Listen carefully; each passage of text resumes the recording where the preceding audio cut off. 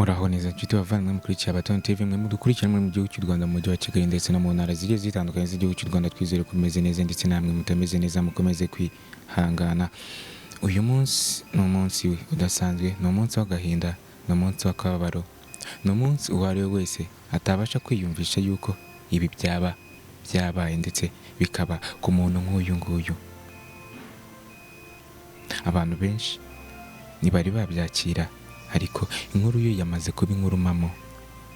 Agahinda ni kose, amarira ni menshi ku bantu bakurikiranaga hafi na hafi ndetse n'abakundaga iyi couple Jacques na MUTESI. Iyi couple imaze kwamamara ku mbuga nkoranyambaga bitewe n'uburyo bari babanyemo n'urukundo bari bafitanye. Ni couple yari imaze gukundwa na benshi, banyuze mu buzima bugoye babunyuranamo, baguma kubana hafi na hafi, bitanaho, barakundana. Igihe kiragera barasezerana byemewe n'amategeko, bari bagiye kujya gukora mariage ngo bajye gusezerana mu rusengero ndetse bakora ubukwe ajye gusaba MUTESI. Cyari cyo gihe cyiza cy'ibyishimo kuri Jacques, dore ko bavuzweho byinshi bigiye bitandukanye. Ariko aka kanya Jacques asigaye wenyine.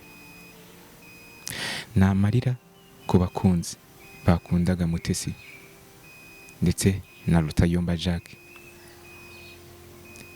Tukibyumva bwa mbere byatunaniye kubyakira, dukomeza gushakisha amakuru ngo twumve nimba ari byo, ariko nyine Imana yamwisubije. Abantu dutandukanye dufite amarangamutima, ariko nko mu gihe arebye ku ruhande numva ko hari icyo wakamufashijeho.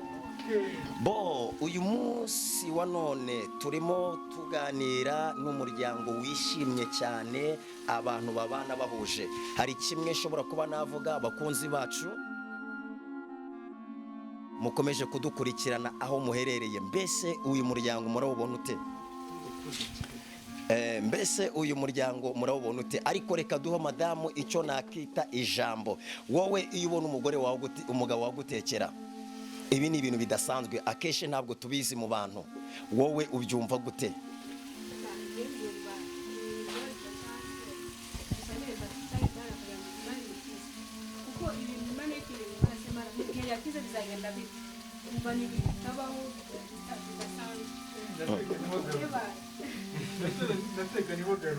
Turabibona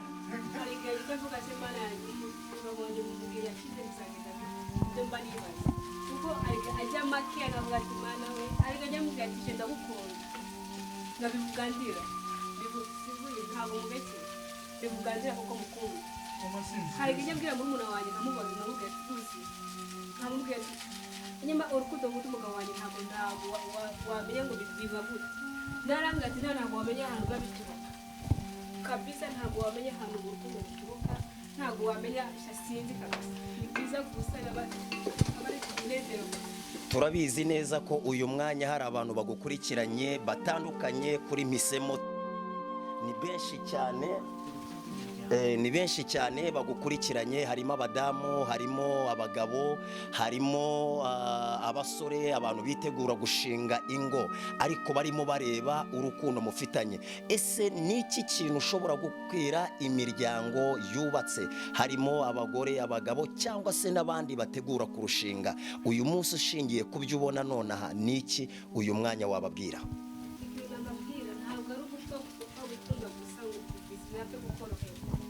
Kubona abantu bakundanye ntabwo biba biri hano, ntabwo biba byoroshye. Kubona abantu bumvikana biba byoroshye, ahubwo ni ugusenga. Kuko nanjye ijya kubona nawe najya kuvuga ati Imana uzamo umugabo nk'uyu, kuko nk'uko twabonana twarumenyanye kuri Facebook, kumukunda byari bigoye, ariko naje kumukunda mbona ntacyo arwaye, nashakana sinzi. Gusa ikintu cyo gushishikariza abantu cyo kubabwira gusa bakomeye kandi bashikame basenge, byose bikemurwa no gusenga. Ibi bintu ni agatangaza, ibi bintu ni agafite abantu benshi barimo bayikurikirana, ariko akenshi cyane abantu basanzwe bazi yuko rimwe na rimwe abantu bahuriye ku ma Facebook, abantu bahuriye ku biki badashobora kubona urukundo nk'uru. Kugeza uyu munsi nk'abantu barimo bakundana mu buryo butandukanye, hari abari bari gukoresha iryo koranabuhanga, hari abandi bakundanye ariko birabananira bakoresheje ikoranabuhanga. Kugeza nonaha niki ushobora kubwira abo bantu? Ese koko abantu bashobora kwizera ikoranabuhanga bakaba bumva ko rishobora kubaha ibintu bizima, bahaboneraho abagabo bazima, baboneraho abakobwa bazima? Ese ibyo bintu koko birashoboka? Birashoboka ko kwizera. Hari bidashoboka nabizi. Kuba byarakunze ntabwo ari kugacu ngo kubw'Imana. Kuba byarakunze nta sinzi ukuntu abivuga. Gusa nyine hari igihe umuntu akunda ikintu, akunda hari igihe nawe bwa mbere nkimukunda namukunze kuko yicaye mu ntebe nziza ari ahantu heza nuko namukunze. Ariko numara kuza kumureba ngasanga ahantu habi, ari ahantu hatameze neza, numvishe nyine citsi intege, ariko ngomeza gukomera nyine, ngomeza kumwitaho, nta kintu neganya, nta kintu mbese nta gahunda mufiteho. Ariko naje kuyigira nyuma, maze kumumenya, maze kumenya uko ateye, maze kumenya nyine ntabwo nari nakamenya byose, ariko nabashije kugerageza nyine ndamukunda. Kuko nyine hari ukuntu noneho hari ukuntu umuntu aza gukunda umuntu akavuga ngo ni ibintu biba bitoroshye, ariko nyine ikiremwa muntu kiba kigomba kubyakira, kuko icyo Imana ishaka ntawe ukitambika. Ariko nanone abantu benshi baravuga se ese cyari cyo gihe, dore ko ari cyo gihe cyari bari bagizemo ngo bajye kunezerwa, bajye mu byishimo. Haburaga igihe gitonya nyine ngo bakore ubukwe, Jacques agiye gusaba Mutesi iwabo. Nta minsi yari ishize bavuye mu murenge. Nyine Imana yamukunze kuturusha. Aya mashusho ari kugaragaza uburyo bitanagaho, urukundo rwari rwose. Ariko Imana iramwisubije.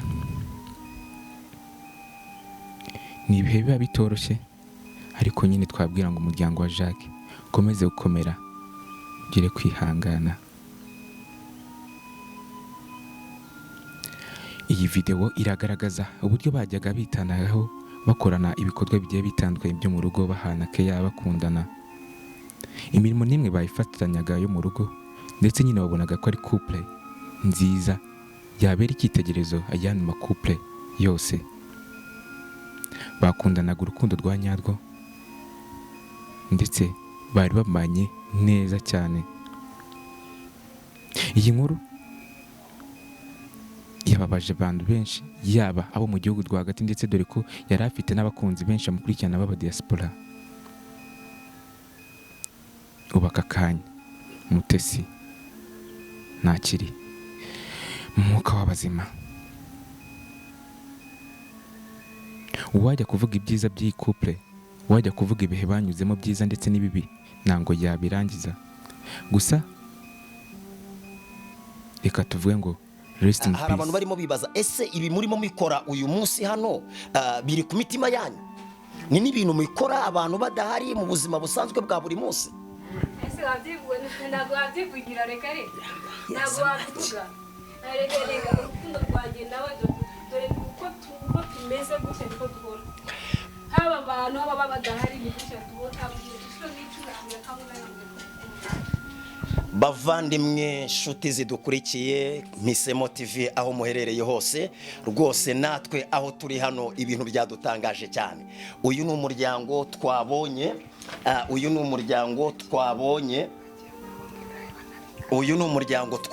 twatangaye cyane. Aho turi abantu bose barimo baravuga ngo twari dukwiriye kuba nk'uyu muryango. Uyu munsi wa none turagira ngo mutugaragarize akantu kamwe yihengeke, turebe atubwire ni ibice uko tubona kata n'ibindi azamura. Ni ifiriti tugiye guteka, kugira ko ubuzima buba bwicuma. bakunzi bacu Misemo TV turagira ngo tuganire kuri ibi bintu. Twitegereza ibintu abantu barimo bakora hano turabona ari ibintu by'igitangaza cyane. Igitangaza ni ikihe?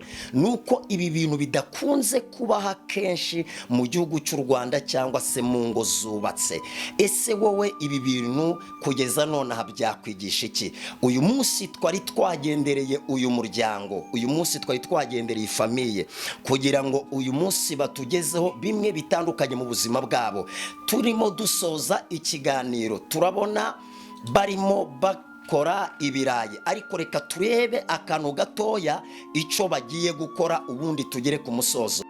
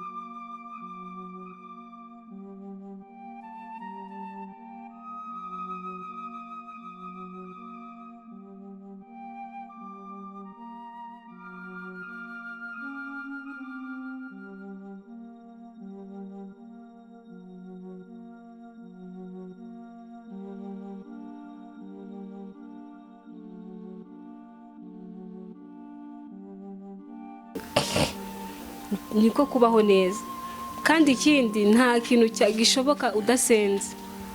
Iyo wakwizuyaza ukagira gute n'ugusenga, kubera yuko gusenga bituma uhishura ibyo utagombaga kubona. Kandi ikindi ikintu ugomba kubashishikariza, mugomba kuba mukundana kuko nta rwango, ariko nta n'uwabarenganya. Ibundi ibi byose bizana no gusenga. Nusenga byose bizakemuka, nusenga uzabona ibyiza, nusenga uzagera aho utagombaga kugera. Ariko gato tutari twarangiza, Madamu Jacques, abantu barimo baribaza cyangwa se twese tubireba kugeza uyu munsi, urabona hari itandukaniro, hari ibyiza ubona bitandukanye na cya gihe ukiri umukobwa? Ibyiza kabisa narabibonye, ibyiza narabibonye kuko mfite umugabo nkunda, nicyo kintu cya mbere. Ikindi cya kabiri, kuko urugo ruraryoha, nukuri urugo ruraryoha cyane. Iyo ufite umugabo ugukunda, iyo ufite umugore ugukunda, ndetse biba byiza, bibubuki. Ikindi cya kabiri, ntabwo umugabo wajya agenda no stress, hoya dukora ikintu tukacyumvikanaho, amahoro. Mutesi aheza ni mu ijuru. Twongera kwihanganisha abakunzi ndetse n'umuryango ndetse n'ababaga hafi cyane na hafi iyi couple ya Rutayomba Jacques ndetse na Mutesi. Hari umuganga wamwitagaho ndetse hari n'abandi. Ibi byose ubwo uyu Mutesi yahumekaga umwuka we wa nyuma, abenshi bahise nabo bibayobera. Gusa namarira gusa. Reka dukomeze namwe mwirebera uburyo izi video zigenda zitambuka, mubona uburyo bari babanyemo. Wowe udukurikiye nawe urahita utekereza byinshi cyane, urahita ugira ibitekerezo birenze aho uri ndetse n'uburyo uri kubyiyumvamo ndetse n'uburyo ukurikirana aya mashusho. Namwe mu mashusho meza agaragaza urukundo, agaragaza n'umubano bari bafitanye.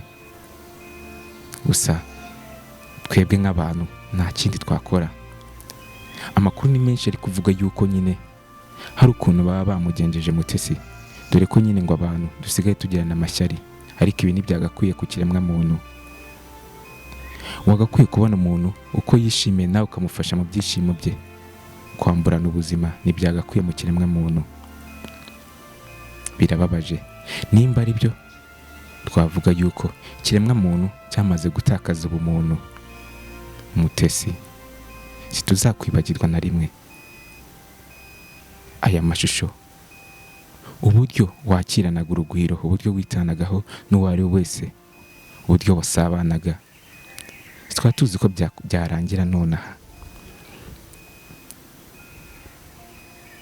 Twongeye gushimira rero mwese mukomeje kubana natwe umunsi ku munsi, tubabwira ngo mukomeze mugire amahoro y'Imana, ndetse munakomeze no kuba mwasabira Jacques akomeze kwihangana, ndetse munarushaho gusabira Mutesi aho agiye. Twizere ko agiye ahantu heza bitewe n'ibikorwa yaba yarakoreye Jacques ndetse n'ibindi biba bitandukanye. Ni mwari kumwe nawe kuri mikoro, ni Musadiri, iyo ni Abaton TV. Tuzakomeza kubana namwe umunsi ku munsi, ndetse tuzabanegezaho uko guherekeza Mutesi uko bizaba byifashe. Mwakoze cyane nubwo bitoroshye kubyakira.